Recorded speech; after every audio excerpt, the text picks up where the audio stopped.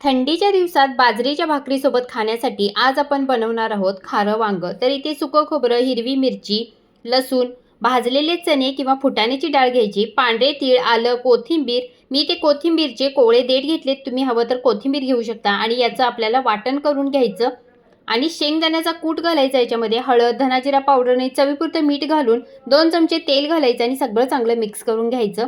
काटेरी वांग्याचे अर्धे देठ मी काढून टाकलेत आणि काटे काढून घेतलेत. मधोमध याच्या फोडी करायच्या आणि हा मसाला याच्यामध्ये मस्त भरून घ्यायचा.